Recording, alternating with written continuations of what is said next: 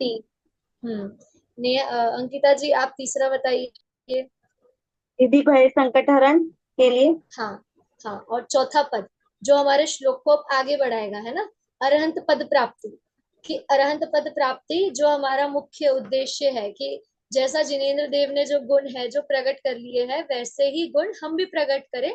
यही स्तुति का मुख्य उद्देश्य है ना, कि हम उनके गुणानुवाद क्यों कर रहे हैं, क्योंकि हम जब उन गुणों को जानेंगे तो उनके जैसा बनने के लिए प्रेरणा लेंगे। जैसे यदि कोई डॉक्टर है तो हम उसको देखते हैं कि हाँ वो इतना प्रॉफिट कमा रहा है, उसको इतनी इज्जत मिल रही है, तभी तो कोई बच्चा डॉक्टर को देखकर डॉक्टर बनने की इच्छा करता है ना। जैसे हम कुछ खाने की भी इच्छा होती है, तो जैसे अभी अगर पड़ोसी का बच्चा रसगुल्ला खा रहा होगा ना, तो अपने भी घर पे आके बच्चा वही जिद करेगा कि मम्मी मुझे भी रसगुल्ला खाना है ना। तो क्या कि एक दूसरे को देखकर उस वो चीज को करने की इच्छा होती है। तो जब ऐसे ही जो जिनेन्द्र देव है, कैसे है जिनेन्द्र देव, हमने पिछले श्लोक में देखा था कि कैसे है जिनेन्द्र देव, कि इतने सुंदर है कि उनके समान इस दुनिया में कोई सुंदर है ही नहीं। इतने सुंदर है आप कि आपको यदि एक बार कोई देख ले तो किसी और चीज को देखने की इच्छा ही नहीं होती, है ना। इतने सुंदर इसके उपमा की थी। फिर और क्या कहा था कि आप कैसे, कि सारे उपमाएं जिनके सामने फीकी पड़ गई हो, है ना। ऐसे ऐसे उपमाओं से पार। और कल किसने पूछा था धर्मेंद्र का अर्थ, है ना। हाँ जी रेणु जी। तो धर्मेंद्र अर्थात कि जो नाग कुमार जाति के देव है ना, उन्हें उन्हें भी धर्मेंद्र कहा जाता है ना। हाँ जी। देखिए तो क्या कि देव सुर, मतलब देव सुर मनुष्य नर, और धर्मेंद्र अर्थात जो नाग कुमार जाति के देव अर्थात जो भवनवासी जो देव है, उन सब देवों के द्वारा भी जो उपमाओं को प्राप्त होते हैं। और कैसी उपमाएं, कि फिर वो भी बता दी थी कि जो ऐसा नहीं कि चांद चंद्रमा के समान सूर्य के समान, हम ऐसी उपमाएं नहीं दे रहे हैं कि जैसे हम कहते हैं ना कि इसका मुख तो चंद्रमा के समान है ना, इसकी आंखें कैसी है, कमल की तरह है, या ऐसे उपमाएं दे देते हैं, है ना। वैसी ही बात तो ये क्या यहाँ पे क्या बताया कि चंद्रमा भी कलंकित कहा जाता है, कि जो दिन में भी फीका, मतलब कैसे उपमा किसकी देनी चाहिए जो हर समय एक जैसा रहे, है ना। परंतु जो चंद्रमा है वो भी दिन के समय कैसा, ढाक के पत्तों के समान फीका पड़ जाता है ना। वैसे ही और कैसा रात्रि को भी देखे या दिन में भी देखे तो क्या उस पर दाग होता है, अर्थात मलिनता है। तो वही बात कि जो मलिनता है, तो मलिनता हम यदि किसी को बुरे चीज की हम उपमा देंगे क्या, कि तुम्हारा, किसी को हम बोलते हैं क्या तुम्हारा चेहरा उसकी तरह लग रहा है, मतलब कुछ भी खराब चीज ले लो कचरे की तरह ले लो, ऐसा कहते हैं क्या कभी? नहीं, कि अच्छा आज तो तुम कचरा लग रही हो, ऐसा बोलते हैं क्या कभी? नहीं। ऐसा सुना है क्या? अंकिता जी सुना है आपको किसी ने बोला है ऐसा कभी? नहीं, है ना। क्या बोलते हैं? बहुत सुंदर लग रही हो, अच्छी लग रही हो, है ना। हम या ये भी कहते हैं अप्सरा मतलब क्या, कैसी कैसी जो चीज अच्छी है उसकी उपमाएं दी जाती है।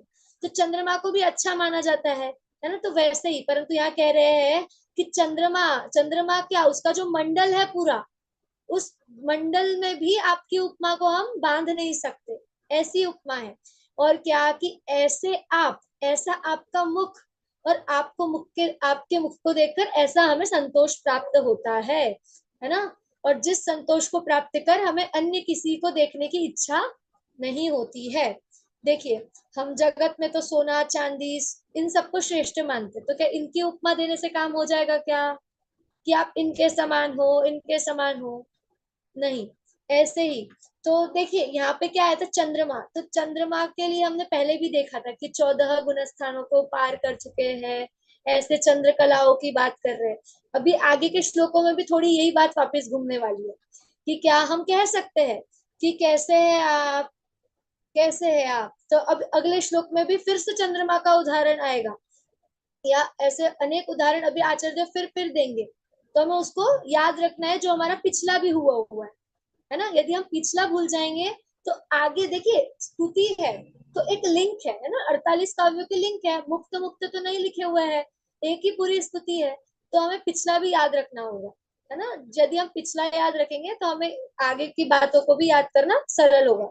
चलिए देखते हैं। देखिए एक शब्द मैंने आपको बताया था हाँ चौथे ही काव्य में आया था, कल्पांत काल, है ना। हमने देखा था कल्पांत काल मरुता। कि क्या, कि कैसा कल्पांत काल आया है समुद्र में। हमने देखा था ना कि कल्पांत काल आया है, पवन चल रही है, नक्र चक्र आदि उसमें विद्यमान है। तो ऐसे समुद्र को पार करना अपनी भुजाओं से किसी मनुष्य को पार करना कैसे संभव है। वैसे ही आपके जो गुण है वो भी कैसे है, अनंत है, तो उनको कहना भी संभव नहीं है, फिर भी मैं प्रयत्न कर रहा हूँ। तभी मैंने आपको बताया था कि जैसे कल्पांत काल की चर्चा अभी हमें 15वें श्लोक में फिर से आएगी, है ना। तो अब वो श्लोक आ गया है ना, अभी 14वां और फिर हम 15वां श्लोक देखेंगे, इसीलिए मैं आपको याद दिला रही हूँ। देखिए फिर वही वही शब्द आ रहे हैं। हमने देखा था कि 3 बार कल्पांत काल की बात आएगी, तो अभी तक 2 बार तो हो गई। जैसे एक चौथा श्लोक आ गया और अभी एक 15वां आ जाएगा, है ना। चलिए देखते हैं क्या कहना चाह रहे हैं आचार्य देव 14वें श्लोक में। 14 नंबर का श्लोक देखिए, क्या हेडिंग दी है इसमें, लोकव्यापी गुण, है ना। लोकव्यापी, लोकव्यापी अर्थात क्या, जो संपूर्ण लोक में व्याप्त है, अर्थात फैला हुआ है ना। जैसे हम कहते भी है कि भगवान जो है, जिनेन्द्र देव जो है, वो अणु अणु में बसा हुआ है, कहते हैं ना कण कण में भगवान है। तो कैसे कण कण में भगवान है, हम कहेंगे कि अभी यहाँ मुझ में भी भगवान है, रेणु जी आप में भी भगवान है, अंकिता जी आप में भी भगवान है ना। हर किसी, हर सभी भगवान है, भगवान सब में बसाए हुए, बसे हुए हैं। तो कैसे बसे हुए हैं, इतने भगवान है क्या फिर। तो नहीं, देखिए यहाँ पे बात समझने लायक है। क्या समझना है, कि जो ज्ञान है ना, जो ज्ञान है वो ज्ञेयों में, देखिए अब देखिए दो चीज समझना पहले, ज्ञान और ज्ञेय, है ना। ज्ञान क्या हुआ, जानने वाला, है ना। और जो ज्ञेय है अर्थात जो वस्तु है, जैसे अभी देखिए मेरे सामने ये पेंसिल है ना।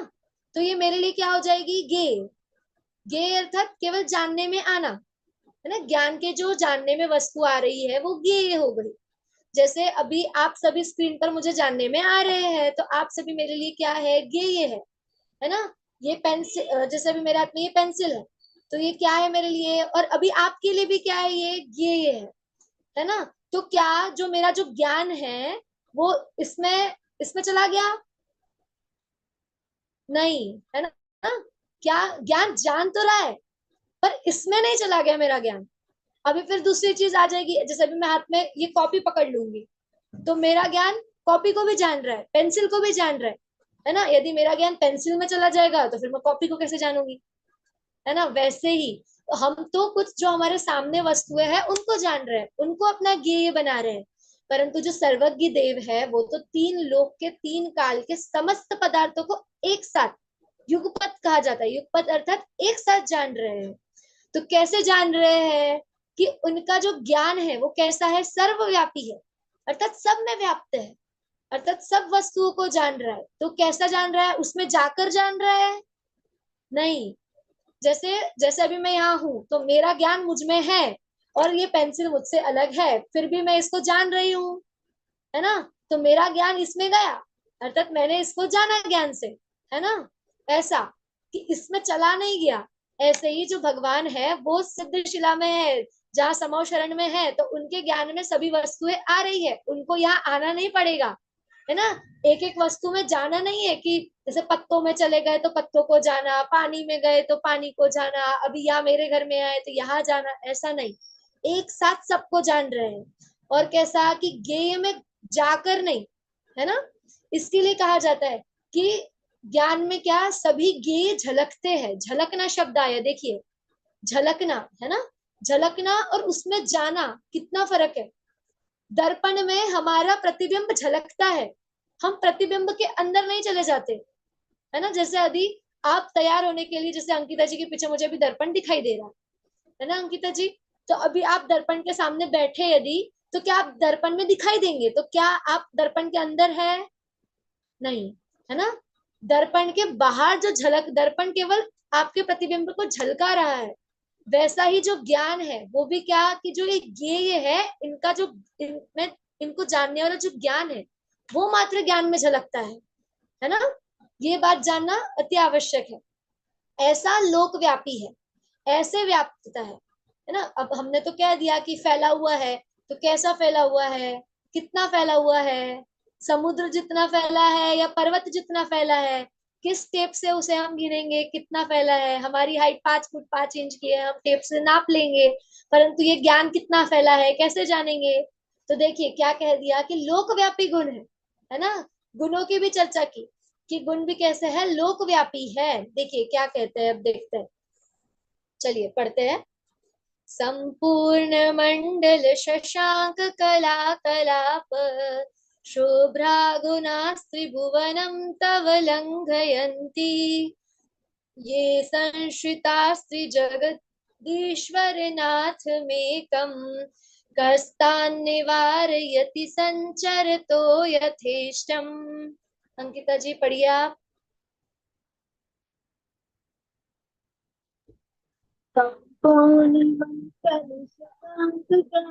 कलाप शुभ्रागुणा त्रिभुवनं तव लंघयन्ति ये संस्थितास्ति जगदीश्वरनाथमेकं कर्तान् निवारयति संचरतो यथेष्टम्। बहुत सुंदर। ज्योति जी आप पढ़ेंगी। हाँ। ज्योति जी, जी पढ़िए। सम्पूर्णमण्डले शशाङ्ककला कलाप शुभ्रागुणास्त्रिभुवनं तव लङ्घयन्ति ये संश्रिताश्च नाथमेकं कस्तान् निवारयति संचरितो यथेष्टम्। बहुत सुंदर। देखिए क्या कह रहे हैं, है ना। संपूर्ण, संपूर्ण अर्थात सब ओर से संपूर्ण, है ना। इसका अर्थ क्या होगा, संपूर्ण। फिर क्या, कि जो पूर्ण हो चुका है ना, सभी तरह से पूर्ण हो चुका है, वो संपूर्ण। क्या, मंडल शशांक, शशांक अर्थात हमने देखा था चंद्र, है ना। तो चंद्र बिंब, चंद्र बिंब की, चंद्रमा का मंडल जो है उसकी चर्चा यहाँ है। और कला कलाप अर्थात कलाओं के समूह के समान। जैसे कहते हैं ना चंद्रमा की कला होती है, जैसे दूज का, तीज का, चौथ का, ऐसे पंचमी का चांद, फिर अपना क्या बोलते हैं, अमावस में चांद ही नहीं रहेगा, पूर्णिमा का पूर्ण चंद्रमा होता है। ऐसी जो कलाएं हैं चंद्रमा की, उन कलाओं के समूह के समान। शुभ्रा अर्थात स्वच्छ, गुणास अर्थात गुण, त्रिभुवनम अर्थात तीनों लोकों का, तीनों लोकों को, तव अर्थात आपके, लंघयंती सब जगह फैले हुए है ना। कि उल्लंघन कर देना, कहते हैं ना एक बाउंड्री लगा देते हैं अपन, तो बाउंड्री वॉल को तोड़कर, वैसे ही कि जो गुण कैसे है, सर्वव्यापी है, अर्थात क्या सब और फैले हुए हैं, सभी जगह फैले हुए हैं। लंघयंती, है ना। देखिए आगे क्या कह रहे हैं, ये अर्थात जो, है ना, जो संश्रितास अर्थात आश्रित है, त्रिजगदीश्वर, त्रिजगदीश्वर नाथम क्या, तीनों लोकों के स्वामी के, एकम एक। देखिए यहाँ पे एक को भी बहुत इंपॉर्टेंट शब्द लिया है, एक, है ना। जैसे जीरो की कोई वैल्यू नहीं होती, पर जीरो के सामने यदि एक अंक लग जाए तो उसको 10 गुना कर देता है। वैसे ही जैसे गणित में एक की वैल्यू है, वैसे ही यहाँ एक जो लिखा हुआ है उसकी भी हम चर्चा अपेक्षा देखेंगे कि एक शब्द से हम कितना रहस्य खोल सकते हैं, है ना।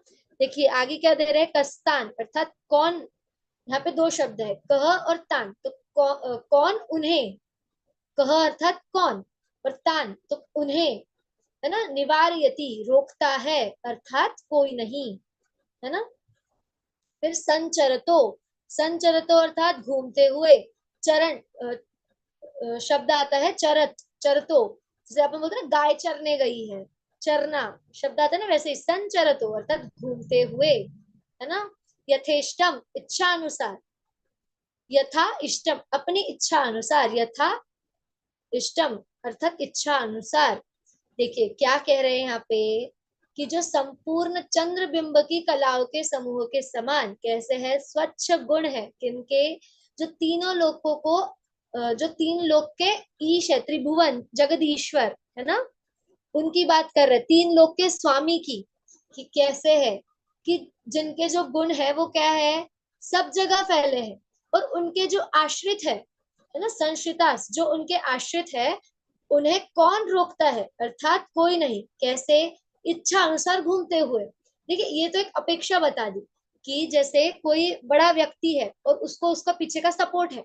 जैसे यदि मैं प्रधानमंत्री को जानती हूँ, और यदि मैं कोई कार्य करूं और मैं कह दूं कि प्रधानमंत्री मेरे चाचा है, तो कोई मुझे रोकेगा? किसी को रोकने की हिम्मत नहीं पड़ेगी फिर। अरे बाप रे, नहीं नहीं, इसको मत रोको, इसको मत रोको, ये तो प्रधानमंत्री के रिश्तेदार है ना। ऐसे ही कोई पुलिस यदि अपने घर में कोई पुलिस में हो, या कोई हमें जैसे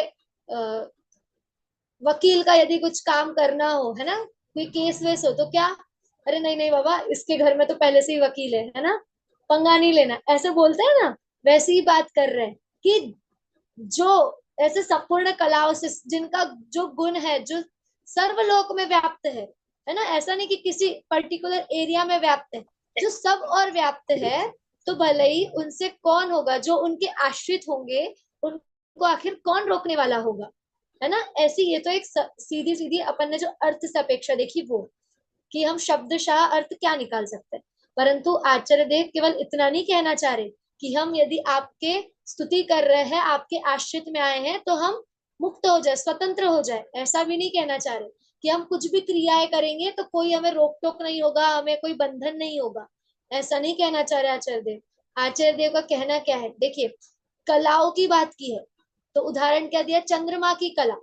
तो इससे हम एक अपेक्षा निकाल सकते हैं क्या, कि जैसे चंद्रमा की तो कलाएं घटती बढ़ती है ना। कभी घटेगी, जैसे घटेगी तो अमावस आ जाएगी, और बढ़ेगी तो पूर्णिमा आ जाएगी। तो आप तो घटते बढ़ते रहते हो, मतलब जो चंद्रमा है वो तो घटता बढ़ता रहता है, परंतु आप कैसे हो, हे जिनेन्द्र देव, आप कैसे हो? आप तो एक रूप रहने वाले हो, सदा ही एक रूप हो, है ना। कौन सा रूप है, वीतरागता, है ना, वीतरागी है। कभी दिखता है क्या कि आज सुबह गए तो जो प्रतिमा थी वो हमें हंसती हुई नजर आ रही है, और दोपहर में गए तो गर्मी पड़ रही है ना आजकल, तो थोड़ा उदास चेहरा है, ऐसा दिखता है कभी? नहीं, हमेशा एक रूप दिखाई देते हैं, है ना। वितरागी है अर्थात एक रूपी है, जो शोक, भय, आश्चर्य आदि जो 18 दोष कहे जाते हैं, वो 18 दोषों से रहित है, निर्दोष है, हमने देखा था। तो उनके गुण भी कैसे होंगे, निर्दोष होंगे। तो जो ये कलाएं बताई, तो ये क्या एक दोष का प्रतीक हो गई, कि जो क्या घट रही है, बढ़ रही है ना। दोष गुण जो होते हैं वो घटते बढ़ते हैं। वैसी ही बात यहाँ हम अपेक्षाएं ग्रहण कर सकते हैं। और क्या, कि आप कैसे हो, आप में कौन सी कलाएं हैं, कि ज्ञान कला, है ना। ज्ञान कला तो कैसी है, ज्ञान कला, कि ज्ञान कला पूर्ण रूप से आपको प्राप्त है ना। क्यों? क्योंकि हम जैसे जीवों का तो क्षयोक्षम ज्ञान है ना, मतिश्रुत ज्ञान क्षयोक्षम ज्ञान कहा जाता है। परंतु जो जिनेन्द्र देव है, उन्होंने तो केवल ज्ञान की प्राप्ति कर ली है। केवल ज्ञान अर्थात क्या, कि जो संपूर्ण जो जितना तीन लोगों को जानने वाला ज्ञान, हम सरल भाषा में देखें तो हम जान सकते हैं कि जो तीनों लोकों में समस्त पदार्थ है उनको एक साथ जानने वाला ज्ञान, है ना। इसीलिए सर्वज्ञ कहे जाते हैं। अब यदि मैं आपको बोलूं रेणु जी कि आपके घर के बाहर अभी क्या चल रहा है, तो आप बता सकती है? नहीं, है ना। अभी अंकिता जी आप जिस कमरे में है, यदि मैं आपको बस इतना ही कहूँ कि आपके बगल वाले कमरे में, आपके साइड वाले रूम में क्या चल रहा है, तो हम वो भी नहीं कह सकते। अभी हम यहाँ जैसे भी मोबाइल के सामने में बैठी हूँ, तो अभी मैं आपको देख रही हूँ, तो मेरा ध्यान इधर उधर नहीं है, तो मुझे भी मेरे पीछे क्या चल रहा है वो भी नहीं पता चल पाएगा। तो हमारा ज्ञान तो इतना मतलब इतना कम ज्ञान है ना, इतनी कम ज्ञान की बात। और यहाँ तो क्या, कि लोकव्यापी गुण, लोकव्यापी ज्ञान की दर्शन की बात चल रही है ना। देखिए कि हम कितने सरल प्रैक्टिकल उदाहरणों से भी इन चीजों को समझ सकते हैं, है ना। क्या, कि जैसे हम अभी यहाँ पे है, और हमें अमेरिका का ज्ञान करना हो तो हम कैसे करेंगे, है ना। तो कोई बोलेगा दीदी हम यूट्यूब पे देख लेंगे, टीवी पे देख लेंगे, है ना, टीवी पे तो आजकल सब आता है।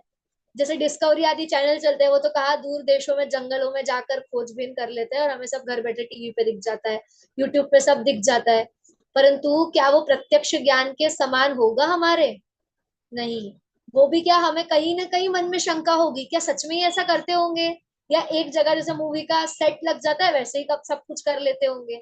जब तक हम कोई चीज प्रत्यक्ष अनुभव नहीं कर लेते, तब तक हमें उसका दृढ़ निश्चय नहीं हो पाता, है ना। वैसे ही कि हमें इतना सा ज्ञान नहीं हो पा रहा, परंतु जो जिनेन्द्र देव है वो तो संपूर्ण ज्ञेयों को जान रहे हैं ना, जो इस धरती पर है, पृथ्वी पर है, तीनों लोकों की बात हो रही है। तीनों लोक, जो ऊर्ध्व मध्य अधो, तीनों लोकों को जान रहे हैं, और कैसे एक साथ जान रहे हैं, है ना। देखिए एक मजे की बात और है, कि जैसे अभी यहाँ लाइन से 3-4 सिद्ध बैठे हैं, ठीक है, तो क्या केवल उनके, जैसे अभी मैं हूं और अंकिता जी आप है, समझिए, ठीक है, और अभी जैसे मैं मानो सर्वज्ञ हूँ और मेरे ज्ञान में तीनों लोग आ रहे हैं, ठीक है, और आपके ज्ञान में भी आप भी सर्वज्ञ है, तो आपके भी ज्ञान में तीनों लोग आ रहे हैं, ज्ञान में झलक रहे हैं, तो क्या केवल मुझे जो 3 लोग मैं देख रही हूँ वही दिखेंगे, आपको जो 3 लोग दिख रहे हैं वही दिखेंगे? समझ रहे हैं आप मेरा प्रश्न? देखिए, तो यहाँ बात क्या है कि मैं जो 3 लोग जान रही हूँ वो तो मैं जानूंगी, साथ में आप जो जान रहे हो ना, वो 3 लोग भी आएंगे, है ना? सोचिए, मतलब कितना विशाल, कितना ज्ञान है, कितना अगाध समुद्र ज्ञान का, कितना लोक, कितनी लोक व्याप्तता बताइए, है ना? अर्थात हम कहते हैं ना कि मैं जीव द्रव्य हूं, तो मेरे लिए आप जीव द्रव्य है कि नहीं है, रेणु जी बताइए। मैं अपने लिए जीव तत्व हूँ, बाकी सब मेरे लिए जीव द्रव्य है। बहुत सुंदर, देखिए कर दी ना आपने 100 टके की बात कि मैं जीव तत्व हूँ, है ना, और बाकी सब मेरे लिए जीव द्रव्य है ना? यदि हम जीव द्रव्य कहे या जीव तत्व कहे तो बाकी तो मतलब, एक आप समझ लीजिए कि मैं अकेला मेरे लिए मैं काफी हूँ, दूसरे तो पर ही है ना?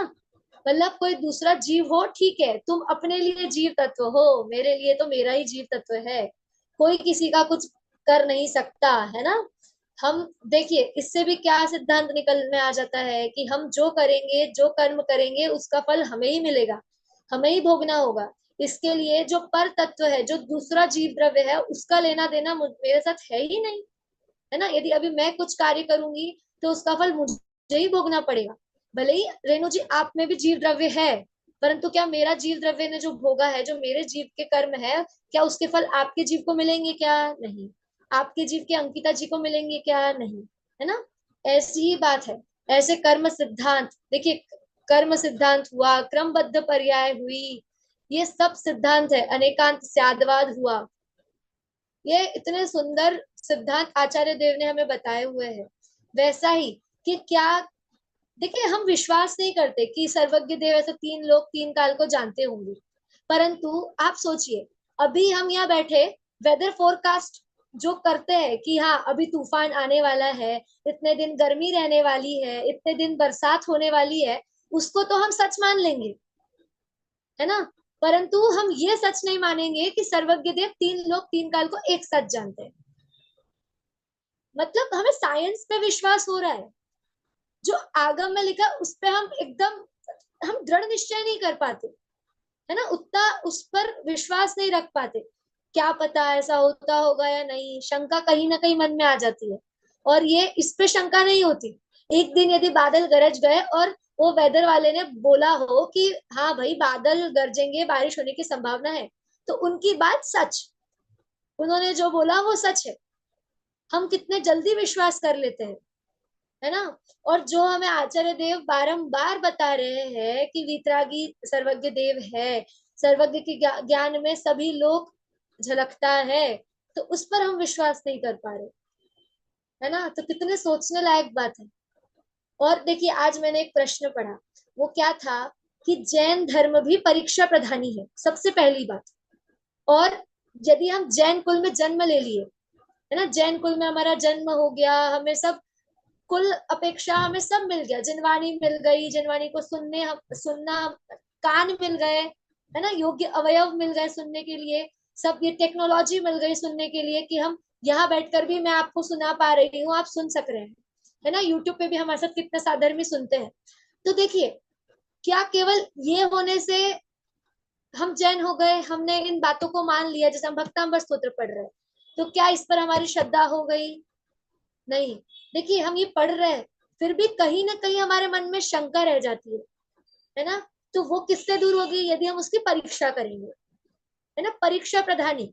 चलिए देखिए, अब इसमें 3 अपेक्षा, कि पहली पहली क्या कि केवल पढ़ लिया, हाँ चलो मैंने मान लिया, है ना? दूसरी, किसी ने मुझे कह दिया कि नहीं बेटा ऐसा ही है और ऐसा ही मानना है, दूसरा हमने वैसा मान लिया। और तीसरा कि हाँ भाई हमें मिल गया है सब, हमें पूरा, हमें प्रतिकूल अनुकूलता हमें सब सही मिल गई है ना, सब संयोग हमें प्राप्त हो गए हैं, फिर भी जिनेंद्र देव का बोलना क्या है कि तू परीक्षा कर, जब तू स्वयं परीक्षा करेगा तो तुझे उस पर और अधिक निश्चय, अधिक दृढ़ निश्चय बनेगा, है ना। इतनी बात आचार्य देव स्वयं कहते हैं कि तू स्वयं परीक्षा कर। मैंने तो परीक्षा की है, आचार्य देव ने तो परीक्षा करके ही हमें यह बात बताई है, परंतु केवल मैंने परीक्षा की इसलिए तू मान, ऐसा भी जिन धर्म नहीं है। तू भी स्वयं परीक्षा कर और तब इस बात को मान, ऐसा आचार्य देव कहते हैं, है ना। या फिर हम क्या कहते हैं कि अरे मेरे पर भरोसा नहीं है तुझे, मैं बोल रहा हूँ ना, मैंने टेस्ट किया है, नहीं बिल्कुल तीखा नहीं है, खा लो, है ना। हम क्या बोलते हैं, नहीं मैंने चख लिया है ना, विश्वास नहीं है तुझे मुझ पे, खा लेना। तो हम ऐसी बातें करते हैं, परंतु आचार्य देव क्या कहते हैं कि मैंने तो परीक्षा की है, परंतु मेरे परीक्षा के भरोसे मत रहना, तुम भी अपनी परीक्षा करो, तब तुम्हें और दृढ़ निश्चय होगा, है ना। इतनी श्रद्धा को हमें मजबूत करना है, ऐसा आचार्य देव बता रहे हैं। चलिए देखते हैं आगे क्या। हम एक की बात करने वाले थे, है ना। एक, एक अंक क्यों लिया यहाँ पे, त्रिजगदीश्वर नाथ तो कह दिया था, तो उससे काम चल जाता, तीनों लोकों के स्वामी। तो तीनों लोकों के स्वामी और फिर बाद में एक लिखने की आवश्यकता क्यों पड़ी, क्योंकि एक लिखने से अन्य सभी देवी देवताएं हट गए, है ना। देखिए कितना बड़ा लॉजिक है कि केवल अन्य को हटाना नहीं पड़ा, हमें तो केवल एक लिखना पड़ा, है ना। एक लिखने से उस जीरो की वैल्यू 10 गुना हो गई, वैसे ही केवल एक लिखने से जो 10 अन्य थे वो सब अपने आप हट गए, है ना। वैसे ही बात यहाँ पे कर रहे हैं।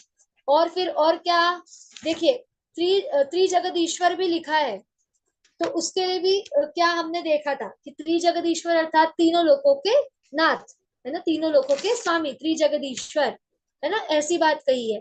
अर्थात क्या कि जो ऐसे ज्ञान के धारी है ना, ऐसे ज्ञान के धारी है, कैसे ज्ञान के धारी, जैसे चंद्र बिंब की जो कलाएं है वो सभी कलाओं के समूहों सहित है, सब संपूर्ण कला के सहित है। अर्थात जो पूर्णिमा का चांद है, जो पूर्णिमा का चांद होगा उसमें दूज का चांद, तीज का चांद, फिर चतुर्थी, पंचमी, षष्ठी, सप्तमी, ऐसे 13 तक लेकर सभी चांद गर्भित हो जाएंगे, 14 का चांद सभी गर्भित, और फिर आखिर में पूरा चांद, है ना, पूर्णिमा का।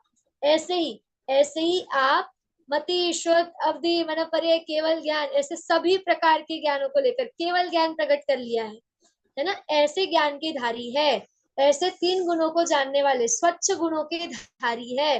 तो ऐसे जिनके आश्रित, ऐसे जिनेंद्र देव के जो आश्रित होंगे, है ना, ऐसे जिनेंद्र देवों के जो आश्रित है उनको भला कौन रोकने में समर्थ है ना, उनके इच्छाओं को उनको रोकने में कौन समर्थ है, अर्थात कोई समर्थ नहीं है, ऐसा इस श्लोक में बताया है।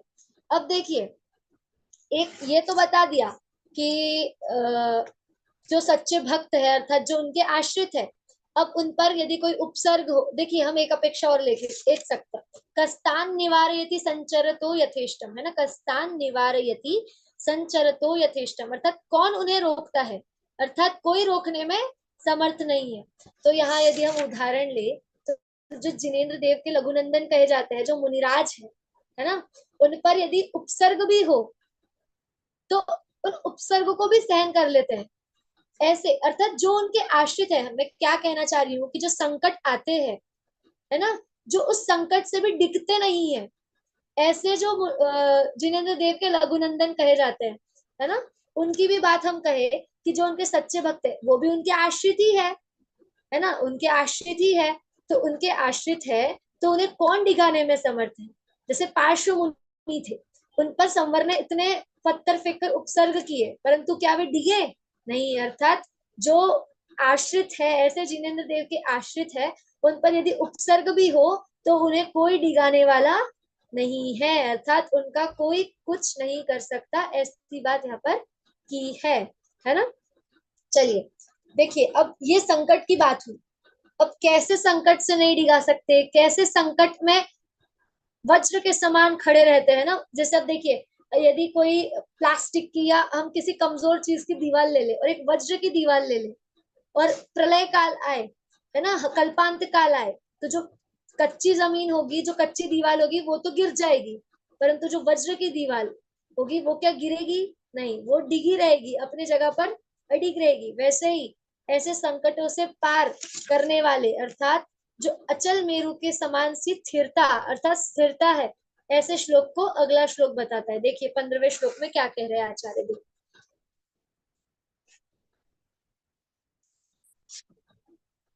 देखिए अचल मेरु कहा है, अचल मेरु यहाँ पे सुमेरु पर्वत को कहा है ना।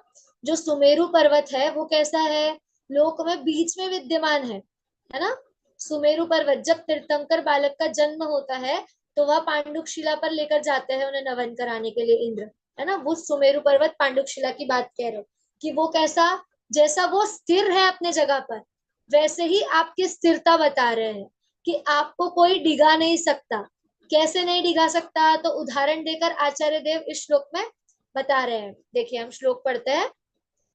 चित्रम किमत्र यदि ते त्रिदशांगनाभिर्नीतं मनागपि मनोन विकार मार्गम कल्पान्तकालमरुताचलिताचलेन किं मंदराद्रिशिखरम चलितम कदाचित। देखिए आ गया कल्पांत काल, है ना। दिगाने की बात चल रही है तो कल्पांत काल को फिर ले आया आचार्य देव, है ना। कि क्या कल्पांत काल अर्थात क्या प्रलय काल कहा जाता है ना। जैसे हमारे लिए सुनामी कहो या जैसे तूफान आता है वो हमारे लिए प्रलय काल है, वैसे ही जो उपसर्ग उस समय के लिए उपसर्ग कहे जाते थे वो प्रलय काल होता था, है ना। वैसे ही देखिए क्या कह रहे हैं। चित्रम, चित्रम अर्थात आश्चर्य, चित्रम अर्थात आश्चर्य। किमत्र, किमत्र अर्थात क्या है, किम अर्थात क्या है, अत्र इसमें, है ना। क्या आश्चर्य है इसमें, यदि अर्थात यदि, ते आपका, त्रिदशांग नाभिर, त्रिदशांग अर्थात देवांगनाओं के द्वारा, त्रिदशांग नाभिर अर्थात देवांगनाओं के द्वारा, है ना। देखिए हम कल इसकी और चर्चा करेंगे, बाकी सब भी फिर लाभ ले पाएंगे। देखिए क्या है, हम इस शब्द को देखते हैं केवल आज कि क्या त्रिदशांग नाभिर, कि त्रिदश, त्रिदश किसे कहा जाता है, देवों को भी कहा जाता है त्रिदश, है ना। देवों को कहा जाता है त्रिदश, और त्रिदशांग देविया, है ना। त्रिदशांग शब्द आता है देवियों के लिए, कि क्यों देवियों के लिए बात कही यहाँ पर, कि इसमें आएगा कि जब देवियां भी आपको डिगा नहीं पाई, है ना, जो अप्सराएं होती थी वो भी डिगा नहीं पाई, तो जो प्रलय काल है वो कैसे डिगा सकेगा। ऐसे उदाहरण देकर आचार्य देव यहाँ समझाएंगे। तो यहाँ पे देखिए हम एक अपेक्षा लेंगे कि यहाँ पर आदिनाथ भगवान की स्तुति फिर से हम ये चीज देख सकते हैं, जैसे हमने पहले इसमें देखा था ना, प्रथमम जिनेन्द्रम युगादौ, ये शब्द देखा था, वैसे ही इस त्रिदशांग से भी हम देख सकते हैं कि यहाँ आदिनाथ भगवान की स्तुति की जा रही है। अब वो कैसे, वो हम कल जानेंगे, ठीक है। हमने थोड़ा सा ट्विस्ट छोड़ते हैं, चलिए अब बाकी सब भी फिर रहेंगे तो कल उन्हें भी पता चलेगा कि त्रिदशांग से हम कैसे आदिनाथ भगवान के स्तुति का विचार करेंगे, ठीक है। चलिए एक बार इसी श्लोक का पाठ करते हैं फिर कक्षा समाप्त करते हैं। चित्रम किमत्र यदि ते त्रिदशांगनाभिर्नीतं मनागपि मनोन विकार मार्गम कल्पान्तकालमरुताचलिताचलेन किं मंदराद्रिशिखरम चलितम कदाचित, है ना। चलिए रेणु जी आप एक बार जो 14 नंबर का श्लोक है उसको पाठ कर लीजिए। जी दीदी, मैंने पीडीएफ बंद कर दी। जी चलिए। कोई नहीं दीदी, करती हूँ। हाँ संपूर्ण मन 14 या 15। 14 14 14। संपूर्ण मंडल शशांक कला कलाप शुभ्रा गुणास्त्रिभुवनम तव लंघयन्ति ये संस्त्रितास्त्रिजगदीश्वर नाथमेकं कष्टान्निवारयति संचरितो यथेष्टम्, है ना। देखिए एक शब्द से हमने क्या क्या अर्थ निकाल लिए, है ना। जैसे एक गणित में भी इम्पोर्टेंट होता है जीरो की वैल्यू बढ़ाने के लिए, वैसे ही एक जगदीश्वर जो है ना, एक त्रिजगदीश्वर की बात यहाँ पे की है। ऐसे ही केवल एक आत्मा, आत्मा भी तो एक ही है है ना। हम कहते हैं ना एक आत्मा होती है, दो नए होते हैं। तो यहाँ पे देखिए एक आत्मा की भी तो बात चल रही है। हमने जैसे देखा था कि ये शरीर रोगों को मिटाने वाली स्तुति नहीं है, आत्मबल बढ़ाने वाली स्तुति है। तो हम एक शब्द से आत्मा भी तो ले सकते हैं, क्योंकि त्रिजगदीश्वर अर्थात क्या, कि हम भी तो जीव द्रव्य को, आत्मा को ही तो भगवान कहा जाता है ना, ये शरीर थोड़ी है। तो एक आत्मा ही शरण लेने लायक है, एक आत्मा ही शरण भूत है। यह बात हमें प्रत्येक पंक्ति से निकालते आनी चाहिए, है ना, कि केवल एक आत्मा ही शरण भूत है।